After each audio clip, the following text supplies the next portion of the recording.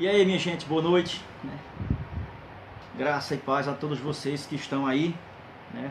Para aqueles que estão chegando, para aqueles que ainda vão chegar, né? A gente vai aqui iniciar hoje de novo. Eu esqueci de colocar logo cedo aí que hoje a gente ia transmitir uma live, né? Para a turma que gosta de compartilhar os estudos bíblicos que a gente tem aqui se esforçar para divulgar a palavra, ok?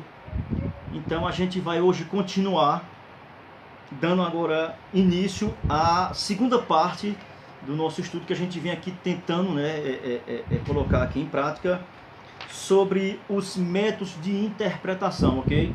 Nas aulas anteriores, para quem não assistiu, para quem não conferiu, né, tá aí salvo no meu Facebook.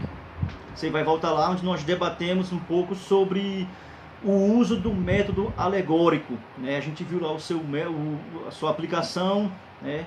Seus possíveis usos que algumas pessoas elas são adeptas a esse uso desse método na interpretação bíblica.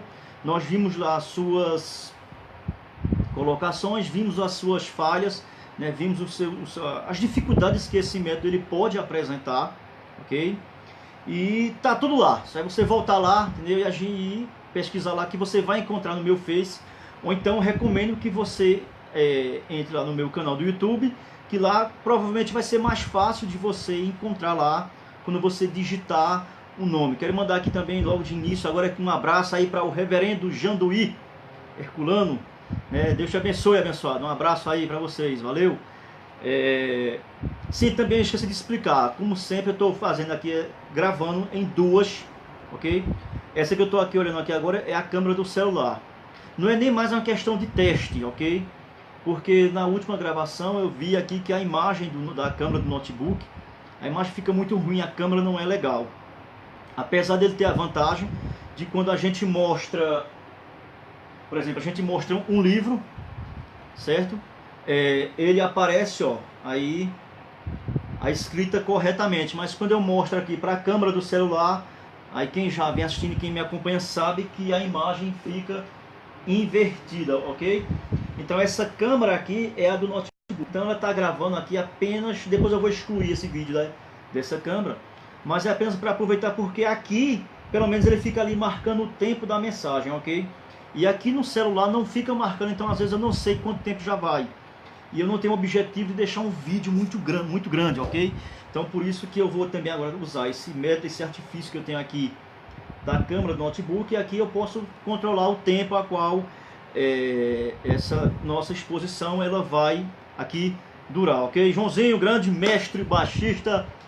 Cadê Sérgio, rapaz? Sérgio tá complicado, hein, abençoado? Vamos puxar ali a orelha dele ali pra gente bater aquele debate lá tão legal que tava ficando, né, mano?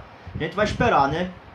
Talvez até ele esteja planejando já alguns assuntos aí legal pra gente depois, de repente, ele pegar nós dois, né, João? Claro.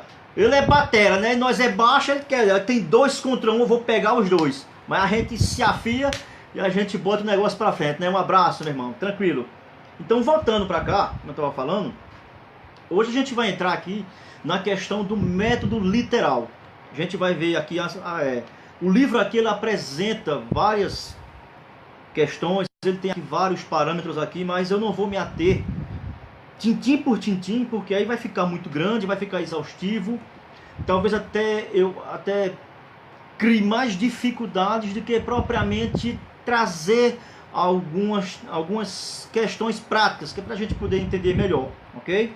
Então a gente vai ver aqui hoje, aqui tem muita coisa, vamos dar apenas uma pequena definição, uma pequena introdução da questão do método literal, até porque o correto seria eu avançar aqui no livro para a parte que ele tem aqui, onde ele vai trazer aqui, ó, a história. Deixa eu mostrar aqui para vocês, ó. Olha só, não sei se vai dar para vocês lerem aí, a câmera é invertida, mas aí, ó, a história da interpretação, ok?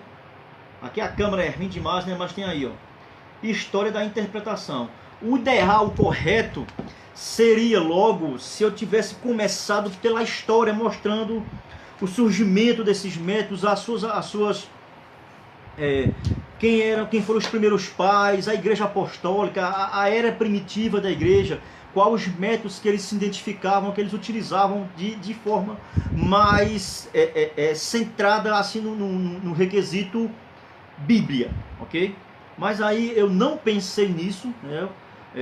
Você pode até colocar até o seu comentário de crítica em relação a isso, eu vou concordar com você, porque realmente eu pulei, era para ter mostrado primeiro a história, os seus fundamentos, o seu início, e aí depois sim a gente iria destrinchando cada questão no seu local adequado, ok?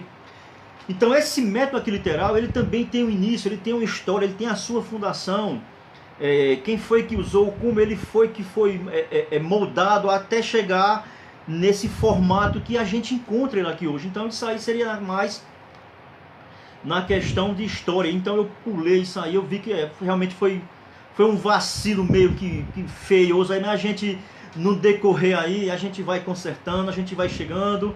Ó, já tá aqui chegando aqui já outro grande músico espetacular aqui, ó. Nosso grande José Roberto, grande batera aí. Ó, Joãozinho, esse cara aí toca bateria demais, cara. O cara uma benção, esse cara é uma benção. Roberto, Deus te abençoe, irmão. Então, voltando pra cá, ok? Depois, no finalzinho que eu falar aí com a galera, eu respondo alguns comentários, porque senão aí eu vou perder aqui um pouco o foco, perder aqui aí a centralidade e termino falando algumas coisas que vai fugir um pouco do nosso assunto. O nosso assunto hoje é tentar entender, né, e observar o valor que o método de interpretação bíblica, o método literal, ou ele também recebe outra nomenclatura que é chamada de método histórico-gramatical, né, ele nos proporciona algumas coisas benéficas. Então a gente vai trabalhar um pouco essa linha, ok? Então aqui tem muita coisa. Eu acho que para um método alegórico a gente trabalhou 4 aulas, se não me engano, ok? Mas para o método literal, que eu quero deixá-lo bem alicerçado, né? Ele é bem firme ali. Eu acho que vai ser bem mais do que 4 aulas, porque o próprio livro aqui ele traz muito argumento, ele traz muito conteúdo aqui. Eu quero tentar pelo menos destrinchar um pouquinho de cada um, ok? Ainda que com falhas, porque como eu falei, eu sou apenas um simples curioso, né, estudante da Bíblia. Eu não sou um erudito na linha de crítica textual, na questão de interpretação, né? Eu apenas vou mostrar aquilo que os livros eles transmitem, eles nos ensinam, e aquilo que eu entendo de tudo aquilo que eu tenho aqui lido, ok? Então esse é o meu foco aqui, é tentar lhe ajudar de alguma maneira, em alguma coisa que você talvez lê e não consegue chegar ao entendimento. Eu também não quero dizer que talvez eu também não tenha a capacidade de lhe dar uma resposta à altura, ok? Porque cada um tem um dogma, cada um tem o seu pragmatismo que você alicerça ali, e às vezes você não abre mão, mas às vezes você vai ter que concordar que em certo ponto realmente A está com mais base, aí outro ponto, não, o B realmente está pendendo mais para uma questão mais próxima das escrituras. Então esse é o nosso objetivo, é nos aproximarmos o máximo do pensamento do autor literal lá, né? Do escritor bíblico, quer dizer. A questão é essa aí, ok? Então a gente vai começar aqui, ó, vai ter muita coisa. A gente dá aqui uma pequena definição. A gente vai mostrar aqui também quais são as evidências que nos mostram mais favorecer o uso desse método literal, ok? Já estou aqui já adiantando os tópicos. Vamos ver quais são as vantagens que esse método ele também pode nos favorecer, o método literal. A gente vai ver em que esse método, em que ele se baseia, ok? A gente também vai ver aqui se esse método, qual é o poder que ele exerce sobre a interpretação bíblica. E a gente vai encerrar hoje também apenas mostrando que esse método, se a gente pode obter um maior sucesso, por exemplo, na exposição da palavra. Então, eu já citei aqui já 4, 5, acho que 6 tópicos, e se brincar não vai dar para a gente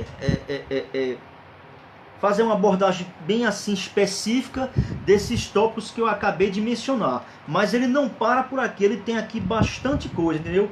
Lá para frente a gente vai falar sobre a questão do método literal e o uso que a Bíblia faz, por exemplo, da linguagem figurada. Então, quando a Bíblia usa uma linguagem figurada, então essa porção feita sobre uma literatura, por exemplo, de poesia, uma parábola, então ali esse método literal, ele nos fornece mais segurança para entendermos um princípio que está ali escondido ali por trás dessa história ali narrada pelo autor? Ou será melhor usarmos o método alegórico, uma forma de espiritualizar mais ainda para nos fornecer maior entendimento? Então é essas questões que a gente quer trabalhar, ok? Então hoje vamos dar início à questão aqui do método literal ou histórico gramatical, ok? Então a gente já pode começar dizendo que em oposição ao método alegórico de interpretação encontra-se o método literal ou histórico gramatical. Ele tem esses dois nomes, tanto faz você usar um como o outro, você está trabalhando a questão literal do texto, né? Então, ó, a definição do método literal. Como é que a gente pode definir o que é isso aí, ó? O método literal de interpretação, ó, é o que dá, ele tem a ênfase em dar em cada palavra o mesmo sentido básico, ó, e exato que teria no uso costumeiro, normal, cotidiano, empregado de modo escrito, oral ou conceitual. Deu para entender aqui uma definição interessante? Por exemplo, a gente encontra muitas vezes, por exemplo, nas escrituras do Novo Testamento, algumas palavras lá que naquela época, para aquela cultura lá, entendeu? Ela tinha um emprego que era, vamos dizer assim, o conceito geral da palavra a, ela é interpretada dessa maneira. Por exemplo, eu vou aqui usar um pouco de tentar elucidar para que a gente possa entender, certo? Por exemplo, nos tempos bíblicos, por exemplo, não existia, por exemplo, a palavra sorvete, ok? Não existia a palavra sorvete. Então, se fôssemos trazer a palavra sorvete, aplicar naquele contexto, que palavra a gente poderia utilizar para ensinar o que era um sorvete naquela época? Entendeu? Ou então vice-versa, se naquela época existisse a palavra, por exemplo, no nosso país aqui, a cultura ela é muito diversificada, né? Por exemplo, aqui na nossa região, em Garanhuns, Pernambuco, eu estou dizendo isso porque eu tenho os meus inscritos no canal do YouTube de vários lugares do Brasil, então eu tenho que identificar onde é que eu estou. Então eu estou em Pernambuco e em Garanhuns. Por exemplo, aqui a gente chama aqueles picolé, né? Picolé, tanto de palito quanto de bolsinha, a gente chama de picolé. Por exemplo, em Alagoas, lá é chamado de dudu. E por aí vai, entendeu? Aí aqui, o conceito geral para esse tipo de picolé, de coisa gelada, a gente chama aqui picolé, ok? O conceito geral dessa palavra é picolé. Então, é essa questão que ele quer dizer com essa definição. Então, o emprego básico aqui é o que realmente aquela palavra, no seu uso cotidiano, lá no seu conceito normal, ela tinha essa aplicação que hoje em dia ela pode ter variado e recebido algumas nuances ou diferenças na sua questão, mas que quer dizer a mesma coisa, mas em outro idioma. É por aí, você vendo que é uma questão que a gente tem que debater, tem que ir destrinchando pouquinho até chegar ao nível de entendimento que a gente possa entender. Então é isso que ele quer dizer, ó. Chama-se método histórico gramatical para ressaltar, ó, o conceito de que o sentido deve ser, ó, apurado, ó, mediante o que? Considerações históricas e gramaticais, ok? Então, a questão, como aquela palavra, naquele período histórico ali, ela tinha aquele conceito e era o uso cotidiano, costumeiro, aquele uso, e era interpretado costumeiramente daquela maneira, entendeu? Então, por que hoje a gente vai interpretar de forma diferente, que era o uso habitual daquele autor, daquele livro, ok? A gente não pode mudar o conceito daquele autor para adaptar aos dias de hoje. A gente não pode fazer isso, porque isso aí, no caso, significa desfigurar a estrutura histórica e gramatical aqui do pensamento do autor, ok? Um camarada aqui chamado aqui Hem, que eu já utilizei muito aqui esse nome aqui, o cara, né? Ele define esse método da seguinte maneira aqui, ó: o significado costumeiro e socialmente reconhecido de uma palavra é o sentido literal dessa palavra. Ele só mudou aqui aquilo que eu já falei em outras palavras, entendeu? O sentido literal de uma palavra é o seu significado básico, costumeiro, social. Era isso que era utilizado. Pronto, por exemplo, vou dar aqui alguns exemplos. A gente encontra muito na Escritura, pronto, você não vai encontrar na Escritura, na Bíblia, tanto no Antigo quanto no Novo Testamento, como nós definimos aqui hoje. Não, fulano vai trabalhar 24 horas. Essa é uma forma de se dizer que o cara vai trabalhar de manhã, de tarde, de noite, toda a madrugada, ok? Mas para resumir isso aí, nós falamos, não, fulano vai trabalhar hoje 24 horas. Por quê? Porque é um consenso geral, é uma forma de se falar hoje em dia. Mas nos tempos bíblicos, naquela época lá, não se usava essa expressão, fulano vai trabalhar 24 horas. Por exemplo, naquela época se falava assim, fulano vai trabalhar dia e noite, ok? Você encontra muito essa expressão. Por exemplo, existe uma expressão no livro de Apocalipse que ele diz assim, e aqueles que forem lançados no inferno, no lago de fogo, eles sofrerão eterna perdição dia e noite. Olha que sentido interessante aí. Claro que isso é uma forma figurada, mas a gente pode entender aí na semântica dessas palavras aí que apenas naquela época, naquele contexto, essa expressão dizer dia e noite simplesmente era uma forma de dizer 24 horas. Então ficou um pouquinho claro? Deu para entender essa questão do seu significado, no seu sentido básico? É isso que o autor ele quer nos transmitir, ok? Então, ó, interpretar literalmente, ó, significa nada mais, nada menos, ó, que interpretar, ó, sobre o aspecto do significado normal. Nós não podemos adulterar o texto para satisfazer os nossos desejos, as nossas axiologias, que é o que tem muito por aí, ok? Então, ó, quando o manuscrito altera seu significado, olha só, então quando o manuscrito altera seu significado, é o que ele vai dizer, ó, o intérprete imediatamente altera o seu método de interpretação, sem ferir o seu princípio básico, normal, cotidiano, usado naquela época.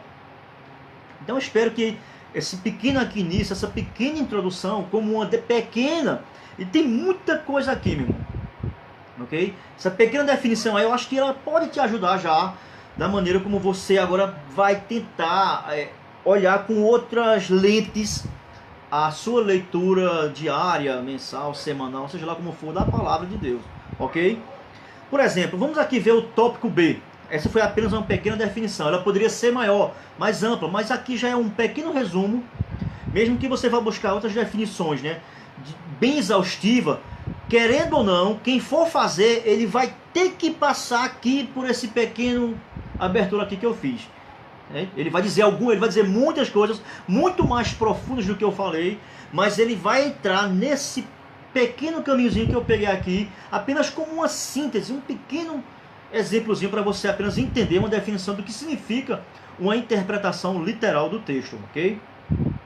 Lembrando aqui, eu acho que eu falei, eu tenho plena convicção, gente, vocês que estão olhando aqui para essa câmera, não sei se é os que estão assistindo, se as duas estão ao mesmo tempo, se vai as duas imagens ao mesmo tempo, nem eu sei. Se eu não tiver muito aqui olhando para vocês, vocês me perdoem, porque a câmera aqui, a imagem é horrível pra caramba, gente. Então eu fico aqui com a do celular, ok? Talvez até futuramente, né, com meu celular pifar, eu vou comprar um melhor, a imagem vai ficar melhor, ok? Então vamos lá. Resumindo, como eu falei, você pode encontrar um cara que venha trazer uma definição bem mais aguçada, mas ele vai passar por esse pequeno caminho aqui que eu já botei aqui como um percurso a qual você deve seguir para você compreender melhor, ok? Segundo ponto que a gente vai aqui tocar agora é as evidências a favor do método literal. Quais são as evidências que nós podemos aqui utilizar que vai nos favorecer esse método como sendo um método mais... A palavra, eu não queria dizer a palavra confiável, porque isso aí talvez, né, vá tocar em você que não aceita esse método, né, e chamar você de usar um método falso. Não quero, mas eu não estou aqui, não estou encontrando aqui uma outra palavra para não ser a palavra confiável, ou então mais adequado, né, mais próximo, assim, talvez fique melhor agora, ok? Então, as evidências a favor do método literal. Ele vai dizer o seguinte: podem-se apresentar fortes evidências em apoio ao método literal de interpretação.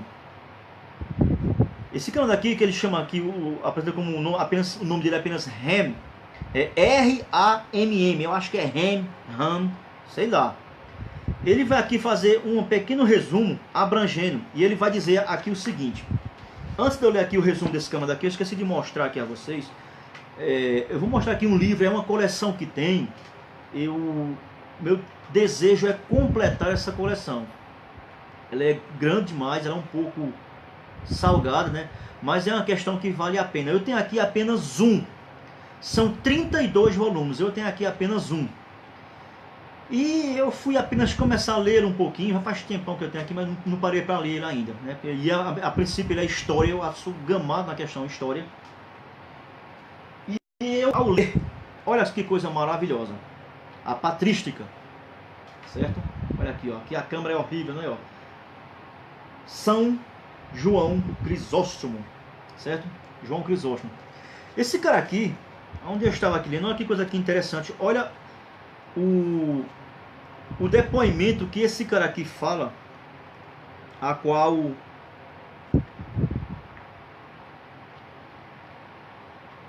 ele utilizava em sua época. Eu achei aqui uma coisa que ele botou aqui muito interessante, ó.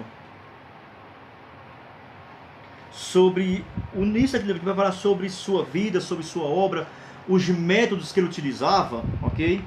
E esse cara aqui foi no ano 345, tem a dúvida, existe essa dúvida ainda, para essa dúvida, se realmente ele nasceu no ano 345, ok? Eu não deixei aqui marcado, mas é mais ou menos por aí, onde esse cara aqui, ele nasceu e até a sua morte. Mas em relação à interpretação bíblica, eita, ele fala aqui uma coisa que eu achei muito interessante, ó. Eu deixei aqui marcado e eu quero mostrar para vocês como isso aqui é interessante.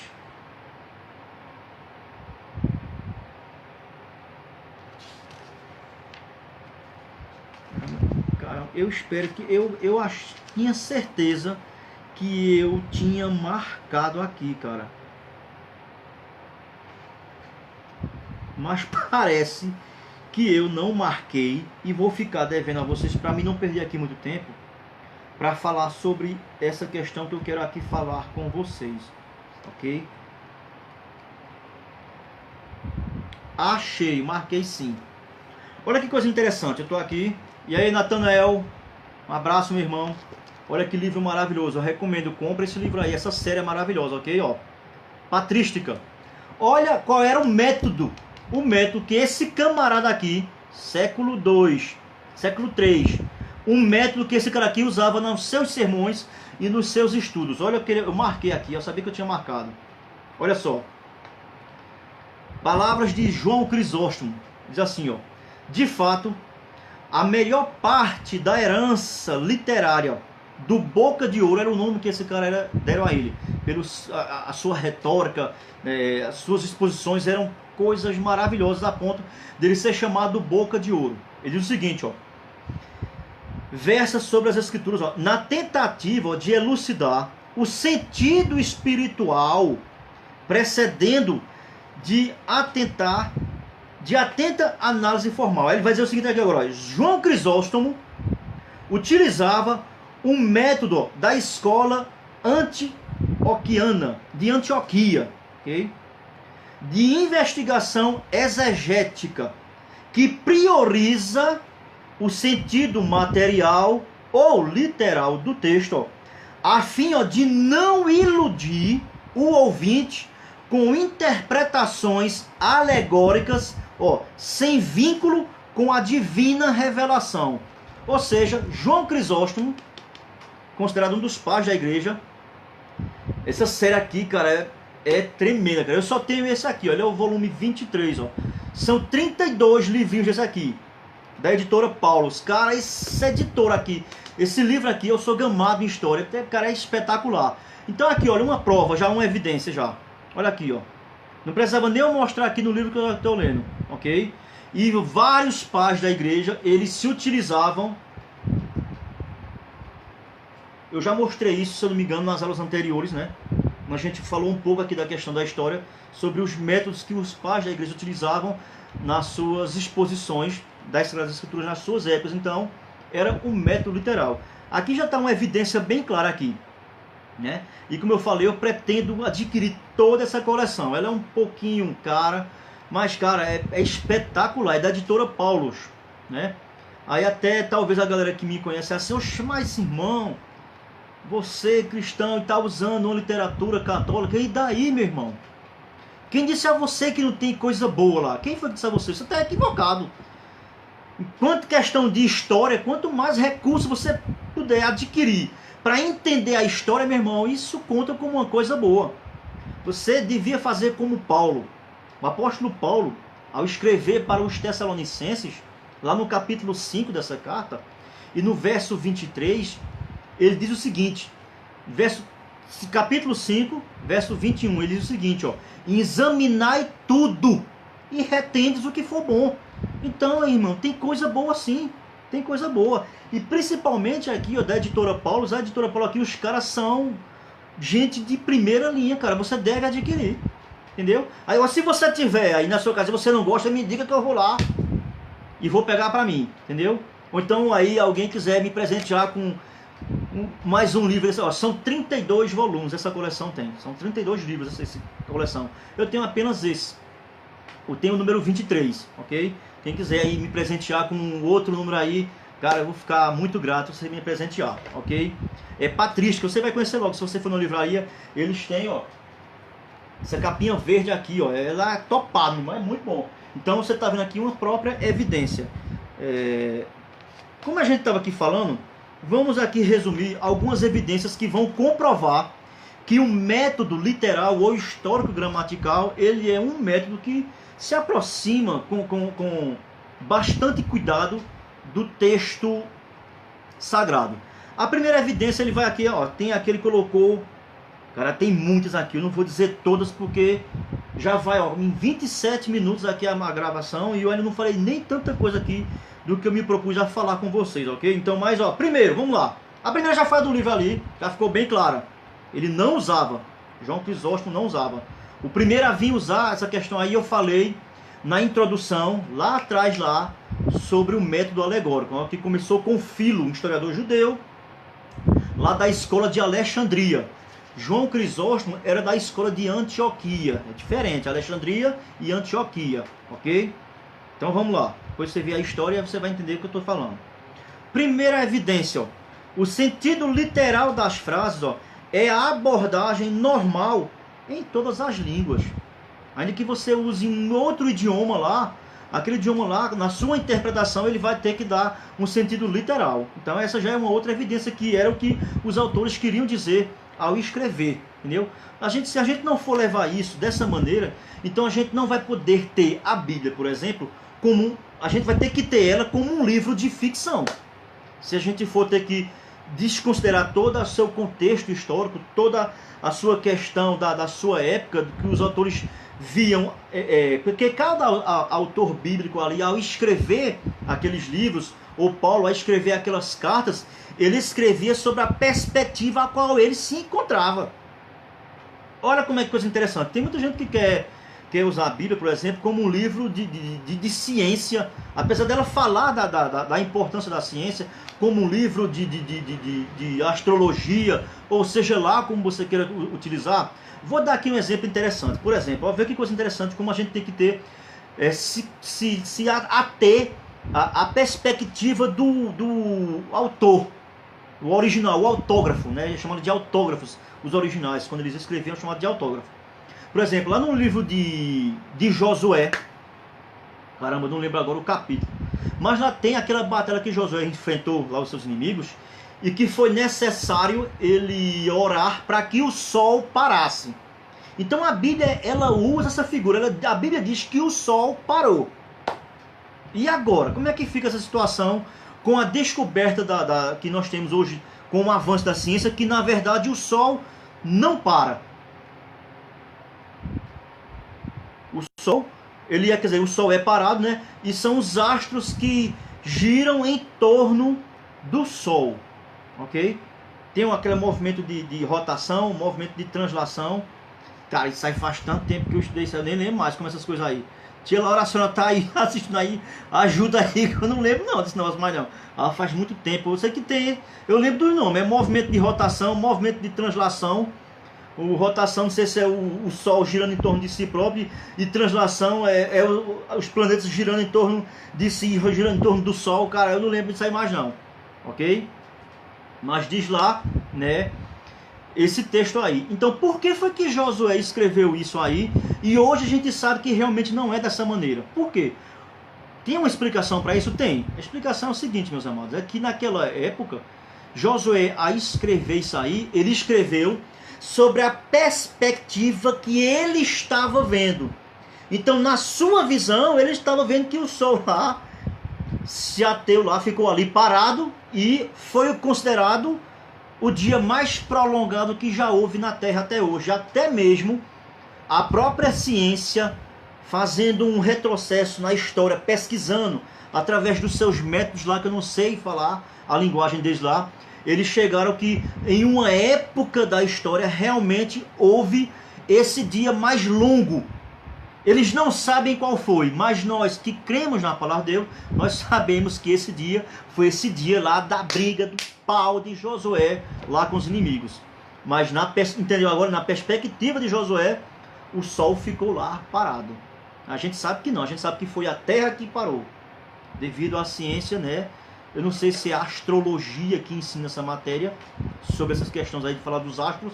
Eu sei que parece que é ufologia, fala sobre vida fora da Terra. Os caras estão mais doidos que nós. O povo disse que os 30 é doido, mas esses caras aqui no nosso dia terrestre, cara.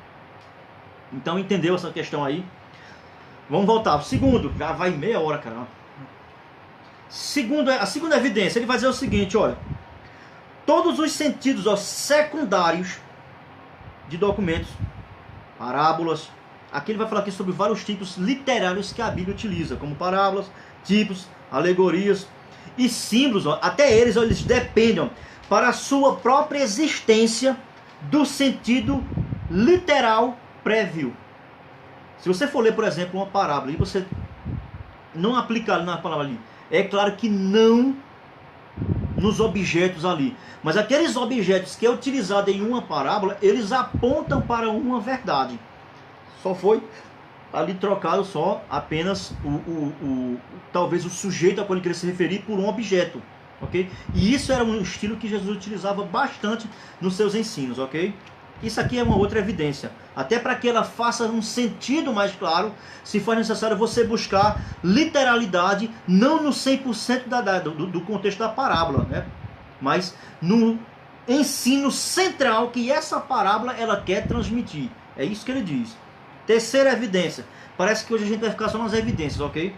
Ó, a maior parte da Bíblia tem sentido satisfatório se interpretada literalmente. Se não interpretada literalmente, então a Bíblia não vai passar de um livro de ficção. Ela não vai passar, por exemplo, de um livro de Game of Thrones, que é lá a crônica do fogo e do gelo. Entendeu? Se ela não fizer essa abordagem literal, então as suas conclusões elas não vão ser satisfatórias. Na verdade, ela vai deixar ainda mais dúvida ainda. Ok? Essa evidência aqui eu achei muito interessante. Outra evidência, vamos lá aqui. Eu vou aqui sair pulando, porque tem muita coisa. Essa aqui eu achei interessante. Olha essa evidência que ele vai dizer aqui, ó. Ele diz o seguinte, ó. Esse método é o único freio sadio e seguro para a imaginação do homem, que é justamente na questão alegórica. A sua imaginação ela está em Hollywood, né? Cinematográfica. Lá você pode usar para você fazer o que você... Então, esse evidência aqui, esse tipo de interpretação aqui, ela coloca um freio. Epa, segura aí que não é assim não, ok? Segura aí. Essa evidência aqui também, ela é uma evidência que, na verdade, ela dá mais peso e segurança para a interpretação bíblica, ok? Deixa eu aqui pular outra, tem muito.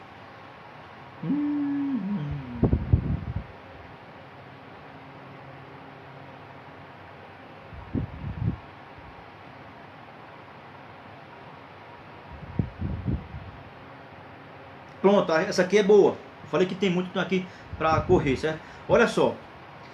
Esse método é o único que se coaduna com a natureza da inspiração. Essa aqui foi interessante, não foi?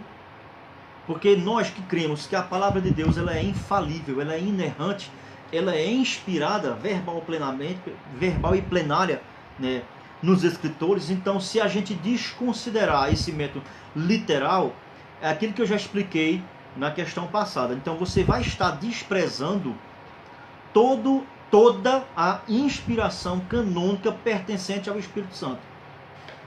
Ele deu uma explicaçãozinha aqui que eu quero ler aqui para vocês. Olha só.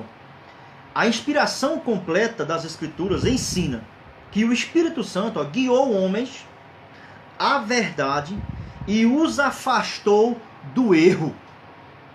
Então, uma interpretação alegórica, onde não deve ser interpretado, ela induz você a se firmar em um erro.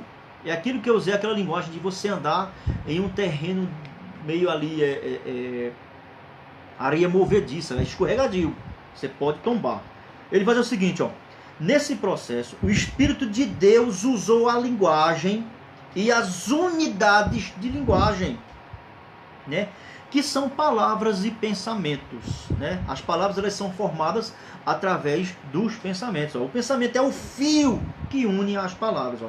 Então, portanto, ó, nossa própria exegese precisa começar com um estudo de palavras e de gramáticas, ok? Ó?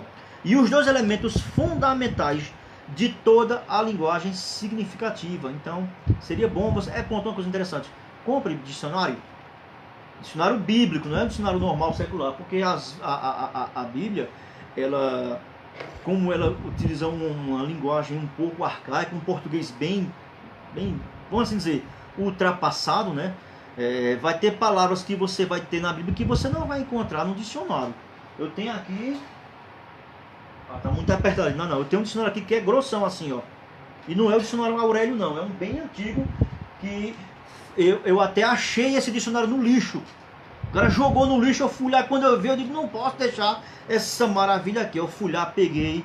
Tinha algumas páginas... Tem algumas páginas rasgadas. Mas isso não quer dizer que eu vou jogar fora. Eu peguei, empastifiquei, colei algumas coisas que estavam ali erradas. Ele tá com aqueles buraquinhos que é de traça. Não sei se é traça que come. Mas ele tá aqui, bom primeiro para usar.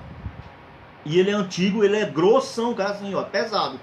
E nem ele tem algumas palavras, por exemplo, que você encontra na Bíblia, ok? Então é bom você comprar um dicionário, né? Bons comentários bíblicos e você vai encontrar, vai ter mais facilidade para entender algumas questões que a Bíblia traz na sua linguagem, ok? Por exemplo, a Bíblia, a versão Almeida corrigida, ela usa muito. Em vez de ela falar muito, lá tem muito, entendeu? Então, nos dias de hoje, se você tiver numa roda de amigos, né, aí, né, e a galera tiver um pouco de intelectualidade bem, assim, bem formal, formal ou é coloquial? Eu não sou muito bom em português não, mas parece que é linguagem formal, aquela linguagem bem elegante, né? Aí você vai e fala, não, mas muito, os caras vão chamar você de analfabeto, de atrasado, de arcaico, tudo mais. Mas é a linguagem que a versão corrigida, ela utiliza, ok?